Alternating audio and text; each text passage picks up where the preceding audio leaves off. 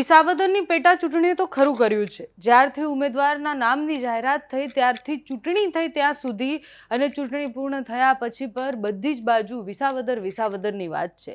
આજે ફરી એકવાર વિસાવદરમાં પેટા ચૂંટણી જે છે 2 બૂથમાં ફરી થવાની છે, એટલે રીપોલ થવાના છે। 2 બૂથ કેપ્ચર થઈ ગયા હતા એવું ગોપાલ ઇટાલિયાએ ફરિયાદ કરી ગઈકાલે। ગોપાલ ઇટાલિયાની ફરિયાદ પછી 2 બૂથ પર આજે ફરીથી રીવોટિંગ થવાના છે। કયા 2 બૂથ છે? ગઈકાલે જ ચૂંટણી પંચે એક જાહેરનામું બહાર પાડ્યું અને એમાં લખ્યું કે આ તારીખે આ દિવસે જે ચૂંટણી હતી એમાં આ 2 બૂથ જે છે એ બૂથમાં આજે એટલે 21 જૂને સવારે મતદાન શરૂ થશે। સવારે 7 વાગ્યાથી લઈ અને 6 વાગ્યા સુધી મતદાન થવાનું છે।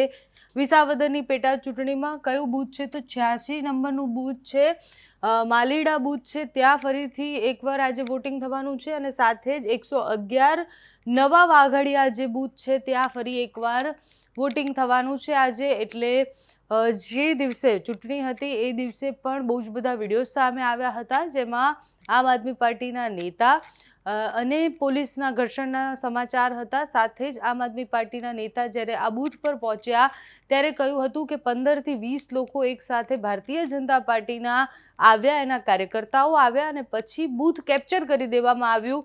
ત્યાં જે પોલીસ હતા એ પોલીસ સાથે પણ દાદાગીરી કરવામાં આવી।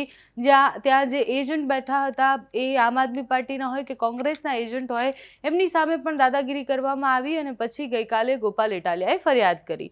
ફરિયાદ ગોપાલ ઇટાલિયાએ આની પહેલાંથી કરેલી હતી અને કહ્યું હતું કે ચૂંટણી પંચ એક્શન લેવા જોઈએ આમાં, કારણ કે ચૂંટણી પંચ જે છે એ છેલ્લા કેટલાય સમયથી આંખ આડા કાન કરે છે। ગઈકાલે પણ જ્યારે આ બધી જ વાત થઈ રહી હતી ત્યારે સંદેશા તો એવા હતા જ કે ફરી એકવાર અમુક બૂથમાં ચૂંટણી થઈ શકે છે। હવે આ ફરી એકવાર રીવોટિંગ થાય ત્યારે કોને કેટલો ફાયદો એ પણ પ્રશ્ન હોતો હોય છે। એટલે મોટાભાગે એકવાર માણસ વોટ આપ્યા આવ્યો છે અને પછી એને બીજી વાર વોટ આપવા ત્યાં જશે કે કેમ, એના જે આંકડાઓ છે એ પણ ઓછા થઈ શકે તેવી સંભાવનાઓ અત્યારે લાગી રહી છે। એટલે આ ચૂંટણી વિસાવદરની ચૂંટણીમાં ખેલ ખૂબ થયા છે। એ બધા જ ખેલની વચ્ચે આજે ફરી એકવાર વિસાવદરની પેટા ચૂંટણી 2 બૂથ પર થવા જઈ રહી છે। એ 2 બૂથ એ કોઈનું ભવિષ્ય પણ નક્કી કરી શકે છે। એટલે આ 2 બૂથ પર કેટલા મત પડે છે, કેટલા લોકો કોને મત આપે છે, એનાથી કોઈ ઉમેદવારના ભવિષ્ય પણ નક્કી થઈ શકે છે। હવે આજે ફરી એકવાર ચૂંટણી છે ત્યાંથી આવતા સમાચાર તમારા સુધી પહોંચાડતા રહીશું, કારણ કે વિસાવદર એમ પણ હેડલાઇન અને ચર્ચાનું કેન્દ્ર હોય છે।